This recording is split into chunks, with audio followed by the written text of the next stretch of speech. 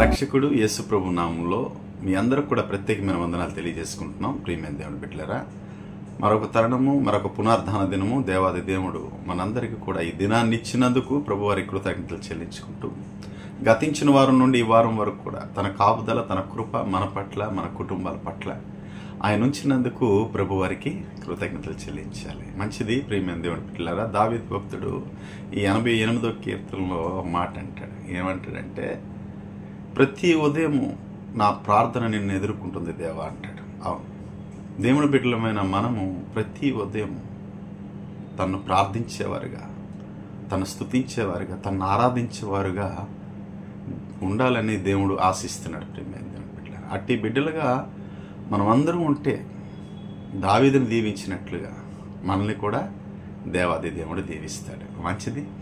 ఈ దిన లేఖన భాగాన్ని మీకు చదివి వినిపిస్తున్నాను. ప్రియమైన దేవుని బిడ్డలారా, బైబిల్ గ్రంథం మీ దగ్గర ఉంటే తెరిచి చూడవలసిందిగా కోరుకుంటూ, యోబు గ్రంథము 1వ అధ్యాయము 8వ వచనాన్ని మీకు చదివి వినిపిస్తున్నాను.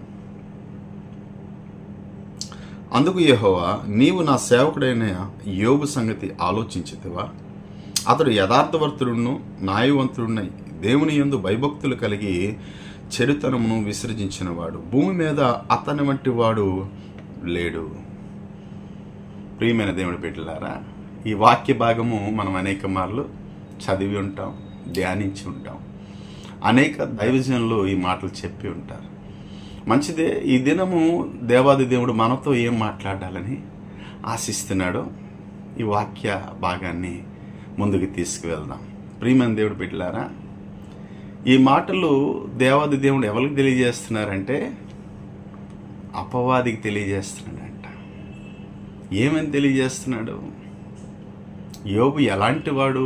నా సేవకుడైన యోబు యథార్థవంతుడు, న్యాయవంతుడు, దేవుని యందు భయభక్తులు కలిగిన వాడు, చెడుతనాన్ని విసర్జించినవాడు, అతని వంటి వాడు భూమి మీద ఒక్కడు లేడు. ఎందుకు తెలియజేస్తున్నాడు అపవాది కంటే? అపవాదికి ఉన్న ఆలోచన ఏమంటే, దేవుని బిడ్డలకి నాశనం చేయుట, లేదా ఇబ్బంది కలిగించుట, లేదా శోధనలో చిక్కించుట. దేవుడు ఆలోచన ఏంటంటే, తన బిడ్డల్ని కాపాడుట, తన బిడ్డల చుట్టూ కంచి వేయుట, తన బిడ్డలు నీతిమంతులుగా ఉంచుట, తన బిడ్డలు తన మహింపరుచుకునడాకు ఉంచుకునుట దేవుడి ఇష్టము. ప్రియమైన దేవుడి బిడ్డలారా, అయితే అపవాదికి ఎందుకు తెలియజేయవలసి వచ్చింది అంటే, మనం ఒక మాట తెలుసుకుందాం. దేవునికి ఎవరైనా విరోధం ఉన్నారంటే అపవాది. ఎందుకంటే దేవుని స్థానంలో ఉండాలనుకున్నాడు అపవాది. కనుక పరలోకం నుండి భూలోకానికి త్రోసివేయబడ్డాడు. గనుక ఎప్పుడు కూడా దేవునికి విరోధి ఎవరైనా ఉన్నారంటే అపవాది. గనుక అపవాదికి తెలియజేస్తున్నాడు, నిన్ను నువ్వు హెచ్చించుకుంటావు, నిన్ను నీవు గణపరుచుకుంటావు, నిన్ను నీవు నాకన్నా గొప్పవాడు లేడు అని నువ్వు హెచ్చించుకుంటావు. గనుక నా బిడ్డలు భూమి మీద ఎలా ఉన్నారు చూడు, నా సేవకుడు ఎలాగున్నాడో చూడు అని దేవుడు తెలియజేస్తాడు. మనం అనుకునే విధంలో ఒక మాటగా మనం తెలియజేసుకోవాలంటే, ప్రియమైన దేవుని బిడ్డలారా, మన బిడ్డలు హెచ్చింపబడితే, మన కుటుంబం హెచ్చింపబడితే, మనం ఒక అభివృద్ధిలోకి వస్తే, పేరు ఘనత మనకు వస్తే, మొట్టమొదటిగా మనం ఆలోచించేది ఏమంటే, మనకి విరోధంగా ఉన్నవాళ్ళు. దేవుడి బిడ్డలకి విరోధాలు ఉండకూడదు, కానీ మన మీద మాటలు పలికేవారు, మనల్ని దూషించేవారు, మనల్ని వ్యతిరేకంగా మాట్లాడేవారు, ఆ బాధని మనం భరిస్తూ, అవమానం భరిస్తూ ఒక్క దినం మనం హెచ్చింపబడితే, మొట్టమొదటిగా మన ఆలోచన ఏముంటుందంటే, నన్ను దూషించేవారు, నన్ను హింసించేవారు, నాకు తక్కువగా చూసేవారు, వారికి దేవుడు నాకు ఎంతగా హెచ్చించాడో చూపించాలి, వారు వినాలి అనుకుంటాం మన యొక్క ఆలోచన. అట్టి ఆలోచనే దేవుడిది. నా బిడ్డలు ఏ స్థాయిలో ఉన్నారు చూడు, నా బిడ్డలు నన్ను ఎలా మహింపరుస్తున్నారు చూడు, నన్ను ఎలా గణపరుస్తున్నారు చూడు.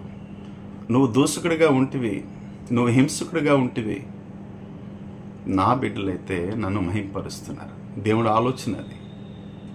దేవుడు అపవాదికి అంది నిమిత్తమే తెలియజేస్తున్నాడు. నా సేవకుడైన యోబు ఎలా ఉన్నాడు? యథార్థవంతుడిగా ఉన్నాడు, న్యాయవంతుడిగా ఉన్నాడు, దేవుని యందు భయభక్తులు కలిగిన వాడుగా ఉన్నాడు, చెడుతనాన్ని విసర్జించిన వాడిగా ఉన్నాడు. ఈ 4 మాటల విషయంలో మనం కొంచెం ధ్యానిస్తే ప్రియమైన దేవుని బిడ్డలారా, దేవుడు ఎందుకు అంత ఎత్తుగా ఆయన్ని హెచ్చించాడంటే, మొట్టమొదటిగా యోబు విషయంలో మనం చూస్తే యోబు లాంటి వాడు ఒకడు కూడా లేడు భూమి మీద. అది మంచిదే, అది తెలిసిన మాటే. ఆయన పడిన శ్రమ కానీ, ఆయన పడిన ఇబ్బంది కానీ భూమి అంతటి మీద ఎవరు కూడా అట్టి శ్రమ పడలేదు, తదుపరి యేసుప్రభు వారు తప్పించి. ఏ మానవుడికి అట్టి శ్రమ రాలేదు. వస్తే ఓర్పుతో సహనంతో ఉండలేని వ్యక్తులుగా ఉంటారు.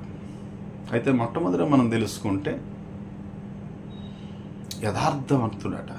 మొట్టమొదటి మనం చూస్తే యథార్థత అంటే ఏ మాట తెలియజేస్తామో, ఏ మాట చెప్తామో ఆ మాట మీదే నిలుచున్నవాడు. ఇప్పుడు దేవాది దేవుడు మాట ఇచ్చాడంటే, దేవుడి కన్నా గొప్ప యథార్థవంతుడు ఎవరు కూడా లేరు భూమి మీద.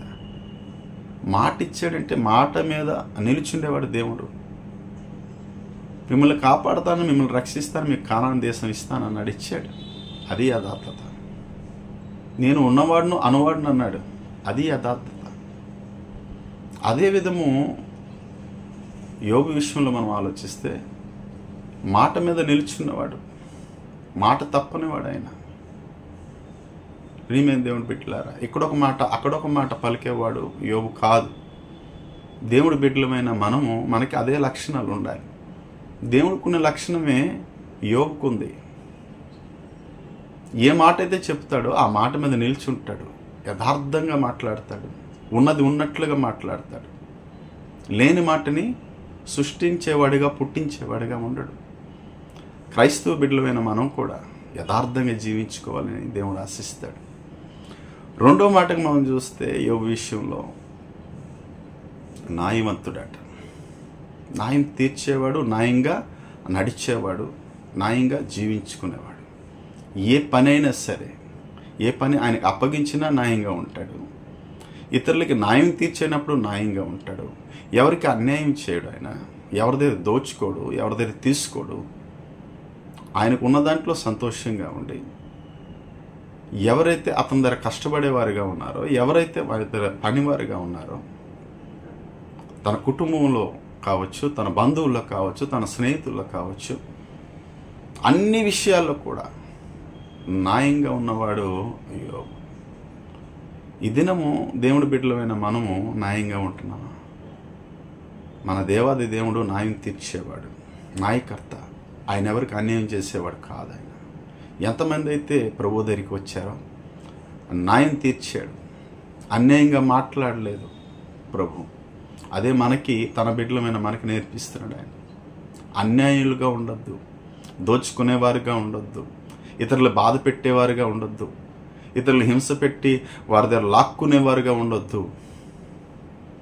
న్యాయకర్తలుగా ఉండాలి. మీరు న్యాయం తీర్చేవారుగా ఉండాలి.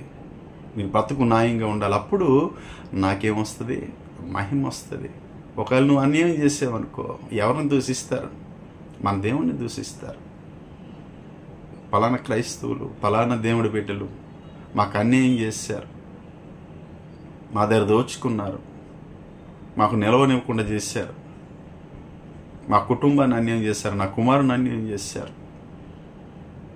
ఎలాంటి దేవుడి బిడ్డలు వీరు, ఎలాంటి దేవుడు వారి దేవుడు అని ఇతరులు దూషిస్తారు దేవుడి నామాన్ని. ప్రియమైన దేవుడి బిడ్డలారా, దేవుని మహిమ తెచ్చేవారిగా ఉండాలి, ఇతరుని ఆదుకునేవారిగా ఉండాలి. అదే నాయకత్వమైన మాట వస్తే అక్కడ న్యాయంగా మనం నిల్చోవాలి, న్యాయం తీర్చేవారిగా ఉండాలి, సరైన మాట పలకాలి, అందరికీ సమానత్వంగా ఉండేలాగా మాట్లాడాలి. దోచుకునే విషయం వస్తే అది దేవుడికి ఆయాసకరం, మాకు వద్దండి. అలాంటి విషయాలకి, అలాంటి జోలికి మేము పోం. మా దేవునికి మహిమ తెచ్చేవారిగా ఉంటాం, కీడు తెచ్చేవారిగా ఉండవు మేము. నా దేవుడికి కోపం తెచ్చేవారిగా మేము ఉండం అని ఇతరుల దగ్గర న్యాయంగా జీవించేవారిగా మనం ఉండాలి. యోబు అదే చేశాడు. దేవుడికి కొన్ని లక్షణాలే ఆయనకు ఉన్నాయి. ఆ లక్షణం న్యాయకర్తగా ఉన్నాడు. అన్యాయం ఏది కూడా దోచుకోలేదు. ఆ దేశం అంతటికి కూడా యోబు అంతటి వాడు లేడు, అంత గొప్ప ధనవంతుడే, కానీ ఎవరి దగ్గర దోచుకోలేదు ధనవంతుడైనప్పటికీ. ప్రియమైన దేవుడి బిడ్డలారా, మూడో లక్షణం ఆయనలో చూస్తామంటే, మూడో లక్షణం ఏముంటుంది? దేవుని యందు భయభక్తులు కలిగిన వాడు. ఈ దినము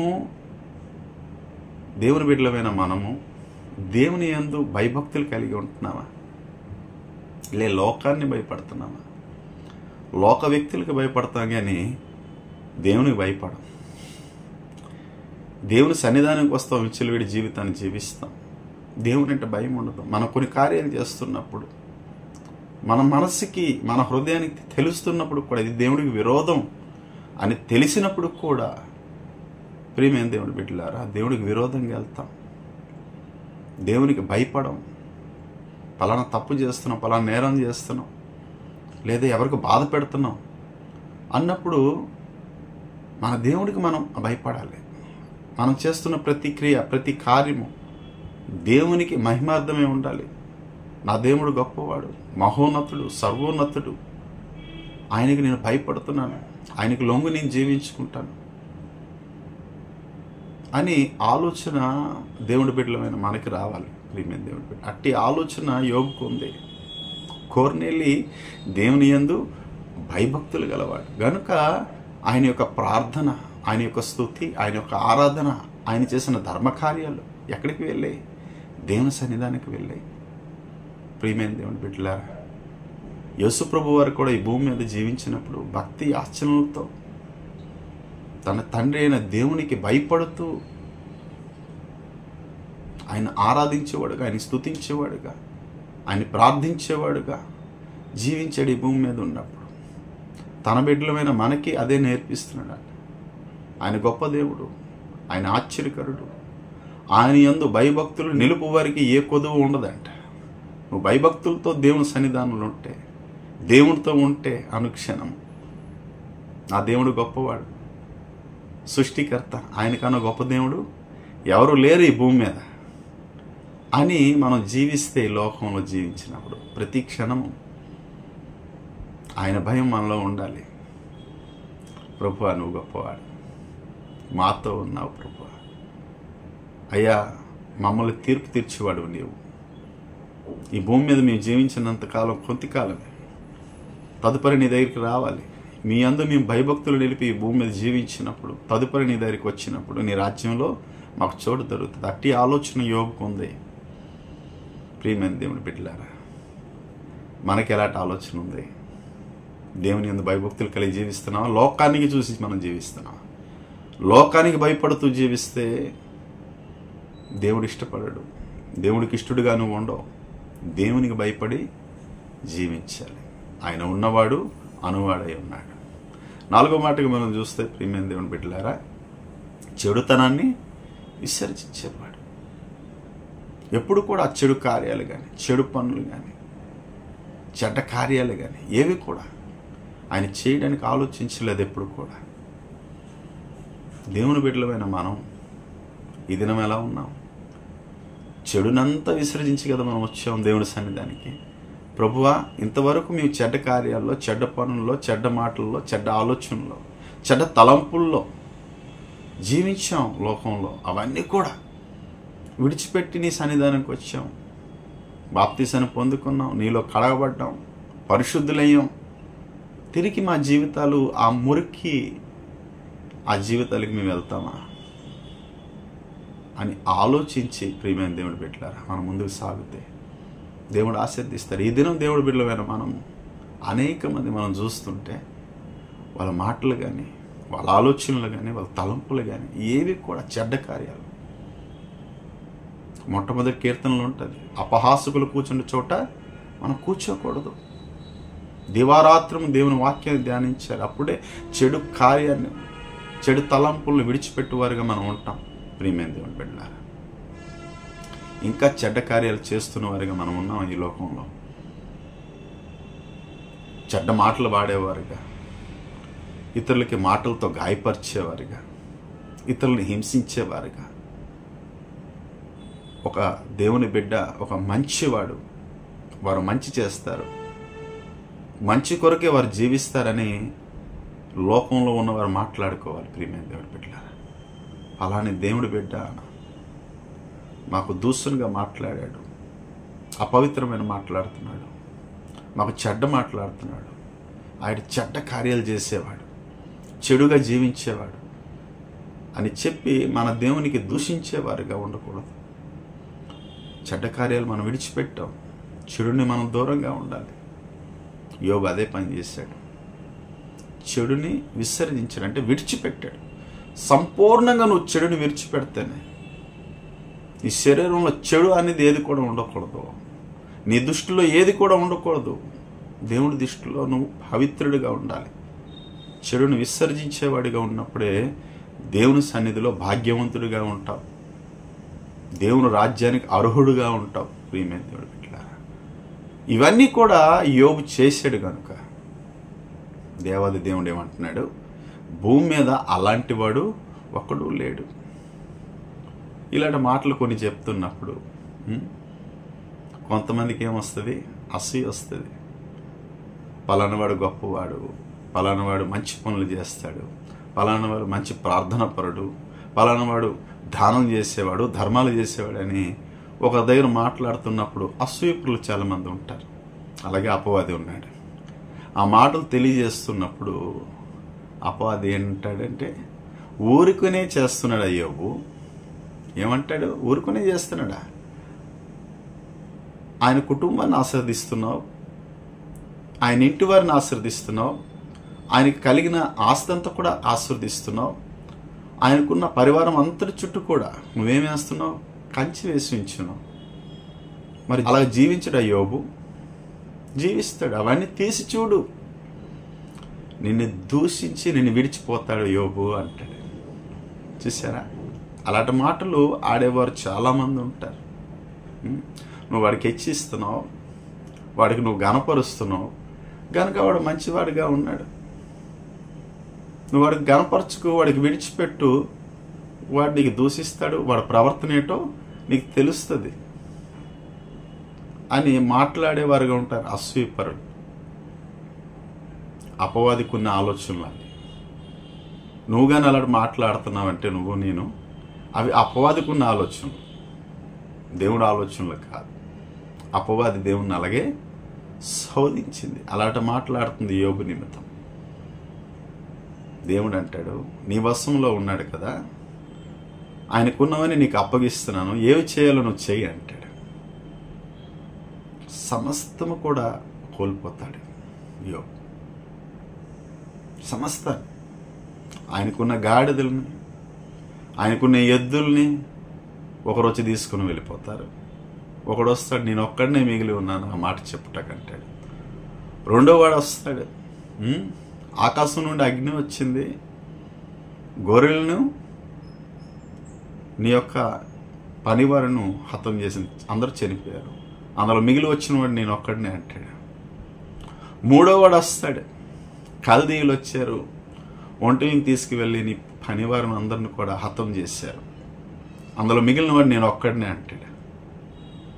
నాలుగో వాడు వస్తాడు, నీ బిడ్డలందరూ కూడా భోజనం చేస్తుండగా, పానీయం తీసుకుంటుండగా సుడిగాలి వచ్చి ఆ గోడకు కొట్టగా వాళ్ళందరూ ఆ గోడ పడి చనిపోయారంట. చూడండి, శ్రమ ఒకటి కాదు, అన్ని శ్రమలు ఒకసారి వచ్చాయి ఆయనకి. సమస్తం జీరో. ఆ యొక్క దేశం అంతట్లో కూడా ఆయనంత అభివృద్ధి కానీ, ఆయనకున్న ఘనత కానీ, ఆయనకున్న ఐశ్వర్యం కానీ, ఆయనకున్న ధనం కానీ ఎవరికీ లేదు. ఒక దినం వచ్చింది, సమస్తం జీరో. అదే శ్రమ మనకు వస్తే, చిన్న చిన్న శ్రమలకే మనం ఇబ్బంది పడుతూ ఒక్కొక్కసారి దేవుని మీద విరోధంగా మాట్లాడేవారిగా ఉంటాం. ఏటి ప్రభు మాకు వచ్చిన శ్రమలు, ఏటి ప్రభు మాకు వచ్చిన కష్టాలు అని దేవుని దూషించేవారిగా ఉంటాం. కానీ ప్రియమైన దేవుని బిడ్డలారా, యోబు ఒక మాట పలుకుతాడు. ఏ మాట పలుకుతాడు? దేవుడిచ్చెను, దేవుడే తీసుకొని పోయాను. ఆ మాట మనం పలకగలుస్తామా?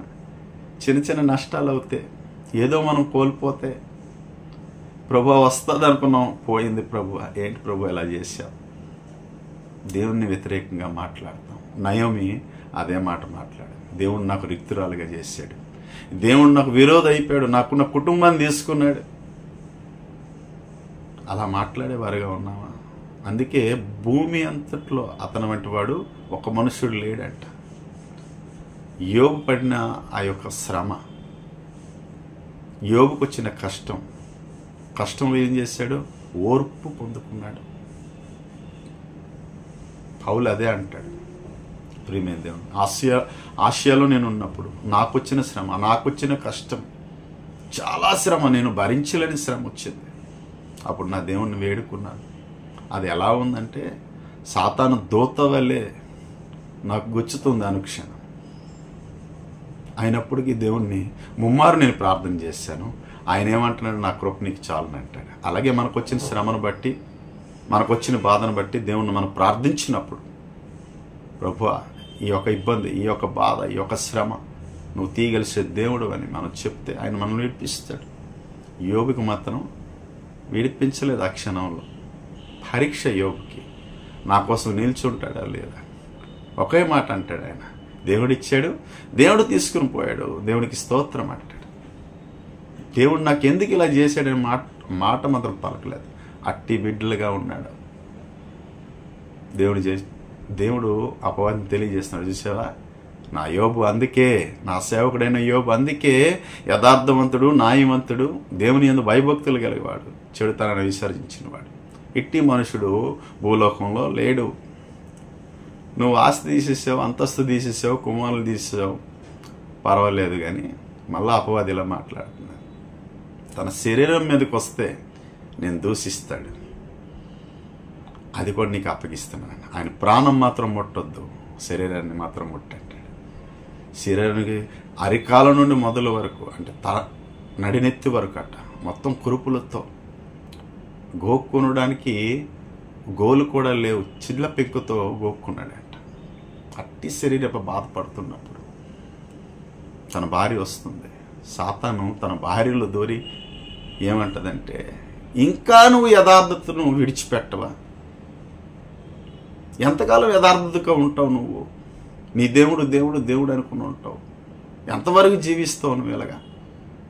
ఇదిగో నీ ఇరుగు పొరుగు వాళ్ళు ఉన్నారు, నీ స్నేహితులు ఇక్కడ ఉన్నారు, మేమున్నాం, కుటుంబస్తులు ఉన్నాం. దేవుని దూషించు, చనిపో నువ్వు. సాతాను ఆలోచనలు అలాగ ఉంటాయి. చనిపో, నీకు ఇంకేం లేదు, సమస్తం కోల్పోయావు, సమస్తం పోయింది, నీ చివరి గడియల్లో ఉన్నావు, దేవుణ్ణి దూషించి చనిపో. అలాంటి ఆలోచనలు, అలాంటి తలంపులు సాతాను మనకి ఇస్తూ ఉంటాడు. ప్రియమైన దేవుని బిడ్డలారా, భార్య అంటుంది, ఇంకా యథార్థం నువ్వు పట్టుకొని ఉంటావు. ఏమి దేవుడు ఆయన? నీ ఆస్తిని తీసాడు, నీ అంతస్తుని తీసాడు, నీ మర్యాదను తీసాడు, నీ ఘనతను తీసాడు, నీ బిడ్డలు కోల్పోయారు, నీ శరీరంలో ఏమి కూడా లేదు, ఏ ఒక భాగంలో కూడా నీ శరీరం చక్కగా ఉందని లేదు. నీ బాధను మేము తట్టుకోలేకపోతున్నాం. ఇంకా నువ్వు దేవుడి మీద ఆధారపడతావు, దేవుడి మీద ఇంకా జీవిస్తానంటావు, నా దేవుడు నాకు రక్షిస్తాడంటావు, నా దేవుడు నన్ను కాపాడుతానంటావు. అంతా కోల్పోయావు, ఇంకేముంది? దూషించు దేవుణ్ణి. దూషించాడా? అలాంటి మాటలు మనం వింటే వెంటనే దేవుని విడిచిపెట్టేవారికి ఉంటాం. ఎక్కడ హాస్పిటల్ బాగుంటుంది అక్కడికి వెళ్ళిపోదాం, ఎక్కడ ఏదో దేవుడికి తర్వాత చూద్దాం. కానీ మనకి స్వస్థత కావాలి, మనకి విజయం కావాలి, మనకి ఆస్తి కావాలి, మనకి బిడ్డలు కావాలి, మనకి సంపద కావాలి. ఇలాంటి ఆలోచనలు కలిగి మనం ఉంటాం. దేవుని పక్కన పెడతాం, ముందుకు వెళ్తాం. కానీ యోబు పక్కన పెట్టలేదు దేవుణ్ణి. ఏమంటాడో తెలుసా? ప్రియమైన దేవుని బిడ్డలారా, దేవుడు నాకు మేలునిచ్చినప్పుడు మేలు నేను అనుభవించాను. ఈరోజు కీడు వచ్చింది నాకు, నేను అనుభవింప తగదా అంటాడు. నేను అనుభవిస్తాను. దేవుడు నాకు సంతోషాన్ని ఇచ్చాను, నేను సంతోషాన్ని అనుభవించాను. ఈ దినం దేవుడి వల్ల నాకు కీడు వచ్చింది, దేవుడు అనుభవించమంటున్నా, నేను అనుభవిస్తాను. నోటి మాటతో కూడా దేవుణ్ణి దూషించేవాడిగా లేడు యోబు. ఏ పరిస్థితి వచ్చినా అట్టి నిరీక్షణ, అట్టి ఓపిక, మనలో ఉందా? ప్రియమైన దేవుడు బిడ్డలారా, ఉంటే దేవుడు నిన్ను చూసి ఆనందిస్తాడు. యోబులేంటి శ్రమలు కాదులేండి. యోబులేంటి శ్రమలు వస్తే భరించుకునే తట్టుకునే వ్యక్తి ఎవ్వరు కూడా భూలోకంలో లేరు. యేసుప్రభు వారు ఒక్కరు తప్ప. ఆయనే ఈ భూమి మీద భరించారు. మన నిమిత్తం, మన శాపం నిమిత్తం, మనల్ని నీతిమంతులు చేయటకు, మనల్ని రక్షించుటకు. ఆయన పొందిన గాయముల ద్వారా మనకేం దొరికింది? స్వస్థత దొరికింది. ఆయనకి సొగసైనను స్వరూపమైనను ఆయనకి లేదట. మన నిమిత్తం రక్తం కార్చాడు చివరి బొట్టు వరకు మనకు నీతిమంతులుగా చేయాలి. మన నిమిత్తం అవమానం పొందాడు. మన నిమిత్తము వస్త్రహీనుడిగా ఉన్నాడు. మన నిమిత్తము దూషింపబడ్డాడు, కొట్టబడ్డాడు, హింసింపబడ్డాడు. ప్రభు ఒక్కరే మన కోసం చేశారు. అట్టి బాధ, అట్టి వ్యాధి భరించగలిసే ఎవరైనా వ్యక్తి ఉన్నారంటే యేసు ప్రభు వారు. భూమి మీద ఎవరికి కూడా అట్టి శ్రమ వస్తే నిలవలేరు. కానీ అట్టి శ్రమలు రాకూడదని మనం ప్రభుకి ప్రార్థన చేయాలి. దేవుడు కూడా మనం ఎంతకి భరించగలుస్తాం అంతకి శ్రమ పెడతాడు మనకి. శ్రమలు ఎలాంటివి? క్రైస్తవ బిడ్డలకి ఆశీర్వాదాలంట. ప్రియమైన దేవుడు బిడ్డలారా, శ్రమలు వచ్చాయంటే మనం ఆశీర్వాదం పొందుకున్నామని ఆలోచించాలి. ఎవరు ఆలోచిస్తారు అలాగా? నీతిగా ఉన్నవారు, యథార్థంగా ఉన్నవారు, న్యాయంగా ఉన్నవారు, దేవుని యందు భయభక్తులు కలిగిన వారు, చెడుతనాన్ని విసర్జించేవారు అలాంటి ఆలోచన ఆలోచిస్తారు. ఇవన్నీ చెడ్డగా మనం జీవిస్తున్నప్పుడు, దేవుని యందు భయభక్తులు లేనప్పుడు, యథార్థంగా లేనప్పుడు, న్యాయంగా లేనప్పుడు, నీతిగా లేనప్పుడు అట్టి శ్రమలు మనకు వచ్చాయంటే అవి శ్రమలు వస్తాయి నీ క్రియలు బట్టి, నీ కార్యాలు బట్టి. కానీ యోబు వలె అట్టి ప్రవర్తన కలిగి మనం జీవించినప్పుడు దేవుడు మనందరిని కూడా ఆస్వాదిస్తాడు, దీవిస్తాడు. అపవాదికి అందుకే మాట చెప్తున్నాడు. చూసావా, ఆయన ఆస్తిని నష్టపరిచావు, ఆయన కుమారులు చంపేశావు, ఆయనకి వ్యాధినిచ్చావు, అయినా కూడా ఆయన యథార్థతను విడిచిపెట్టలేదు, నన్నే వెంబడిస్తున్నాడు. అందుకే భూమి మీద యోబు వంటి వాడు ఒక్కడో లేడు. నిన్ను నన్ను కూడా అదే విధంగా దేవుడు చూడాలనుకుని ఆశిస్తున్నాడు. ప్రియమైన దేవుడు బిడ్డలు, అట్టి బిడ్డలుగా మనం అందరం ఉండాలని ఆశిస్తున్నారు దేవుడు. అట్టి బిడ్డలుగా మనం ఉందాం, ప్రార్థన చేద్దాం. అందరూ కూడా కళ్ళు మూసుకుని వెళ్ళా ప్రార్థన. మహాపరిశుద్ధుడైన ప్రభువా, ప్రేమ కలిగిన మా తండ్రి, దయ కలిగిన మా దేవా, మీకు స్తోత్రాలు. ఇంతవరకు మీ కాపుదల కృపనిచ్చినందుకు మీ కృతజ్ఞతలు చెల్లించుకుంటున్నాం, స్తుతులు చెల్లించుకుంటున్నాం. అవును తండ్రి, యోబు విషయంలో మంచి మాటలు తెలియజేశావు. ఆయన యథార్థవంతుడు, న్యాయవంతుడు ప్రభువా, దేవుని యందు భయభక్తులు గలవాడు, నా ప్రభు చెడుతనాన్ని విసర్జించినవాడు. అట్టివాడు ఈ భూమి మీద లేడు అంటున్నావు ప్రభు. అవును తండ్రి, అట్టివాడు భూమి మీద లేడు. కానీ నా తండ్రి ప్రభువా, మమ్మల్ని కూడా ఆ విధంగా ఉంచండి అయ్యా. నువ్వు ఎన్నిక చేసుకునే బిడ్డలుగా మమ్మల్ని ఉంచండి. ఇదిగో ఈ వాక్యపు మాటలు విన్న ప్రతి బిడ్డ ఆ విధంగా జీవించుకోవడానికి ఆ బిడ్డలందరూ కూడా మీరు ఆస్వాదించి దీవించమని, మహిమ మీరు పొందుకోమని తండ్రి యేసు పుణ్యనామంలో వచ్చిన ప్రార్థన మేము అడిగి వేడుకుంటున్నాం నా తండ్రి. ఆమేన్, ఆమేన్. దేవుడు మిమ్మల్ని అందరినీ దీవించి ఆస్వాదించును గాక. ఆమేన్.